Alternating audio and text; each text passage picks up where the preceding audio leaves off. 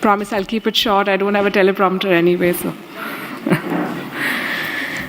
Honorable Governor of Maharashtra, Shri Koshyari ji, respected Shri Ramlal ji, Shri Ravindra Sangvi ji, Shri Malavdani ji, Shri Madhusudan Kshirsagar ji, fellow awardees, ladies and gentlemen, good evening to all of you. Let me start by thanking the Rashtriya Patrakarita Kalyan Nyas for this award. Let me also congratulate them for all the good work that they're doing to promote journalism in India. I think this award and this recognition today is for my team and my channel, and for the journalism that we do, and for the purpose that we hope we serve. What is the purpose, we ask ourselves. I think what we set out to do was to tell India's story in India's words. The show I do, it's called Gravitas, and the tagline is making sense of the news. But essentially, we're trying to make sense of the world through India's perspective. Ladies and gentlemen, I've said this in the past, and I say it again, and I believe this, that our world today is a grand storytelling competition.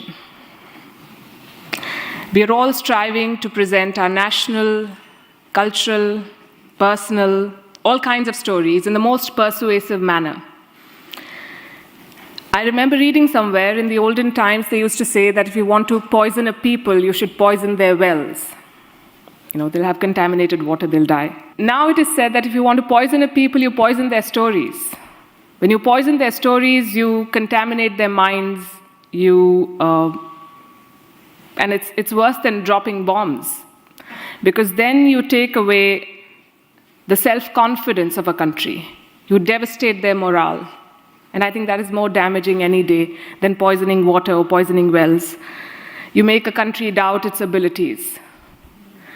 And we Indians have been through a very difficult phase where we were colonized, and while we achieved independence 75 years ago, I think somewhere a lot of us are still colonized in our minds. We need to come out of that.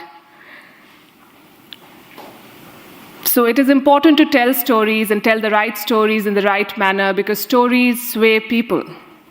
They change the course of policies, politics, and indeed the world. And this is my favorite example from the Second World War.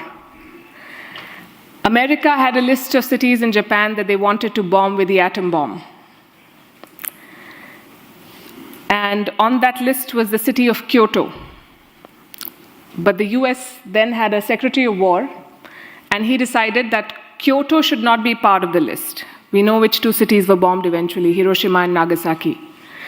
He removed Kyoto because this Secretary of War in America had been to Kyoto on his honeymoon, and he saw how beautiful Kyoto is and how rich it is culturally, and he believed that that culture should not be destroyed.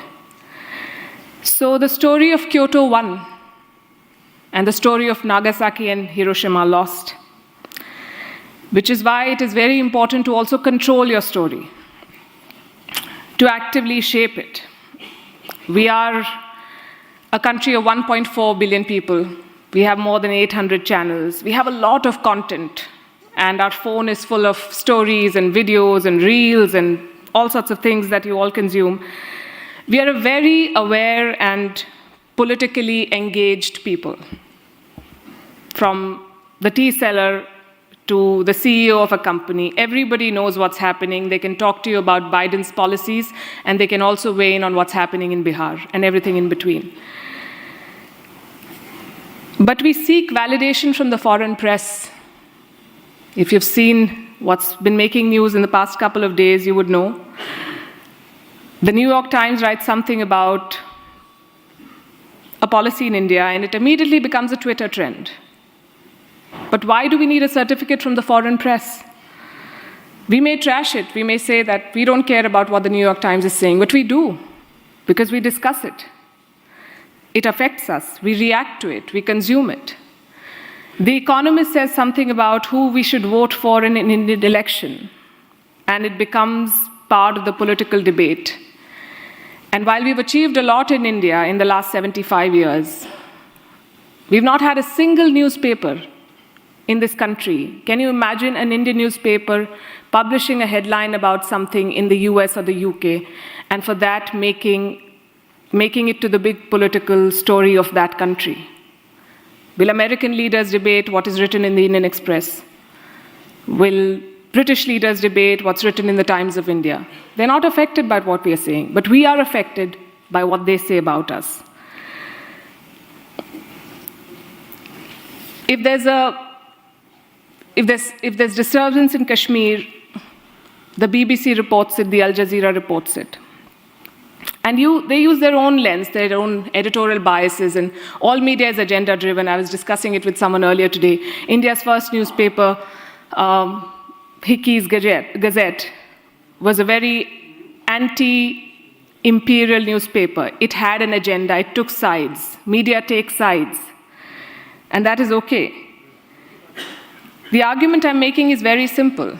We are a land of epics like the Mahabharata and Ramayana, and yet we've allowed others to take control of our story for way too long. And that is what we try to do at Wion still. I started with talking about our purpose, and that is our purpose, to tell India's story. And we found a willing and a very welcoming audience in all of you and a lot of Indians. I'm very happy to share with you that only 40% of our audience and our viewers are in India. The remaining 60% are outside India, which gives us a lot of hope.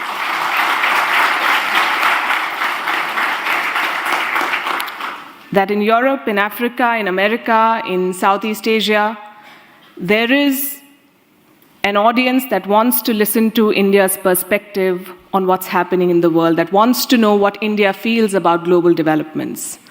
And it's only time for a country that is ready to assume its role as a global leader to have a voice like that. When we began this journey in Wion 5 years back, we are a young channel, we believed in the product, we believed what we were trying to do. But we never imagined that in so short a time, we'll get the kind of response that we do now. I was in Ukraine earlier this year, and people saw the mic, and there were some Indians, and they walked up to us and they said, "Ye hamara channel hai." And that gives us a lot of encouragement to do more of what we are doing. The numbers encourage both me and my team, and awards like these, thank you very much, also inspire us to do better every day. So on behalf of my team at Wion, I want to once again thank you for the award. Thank you very much.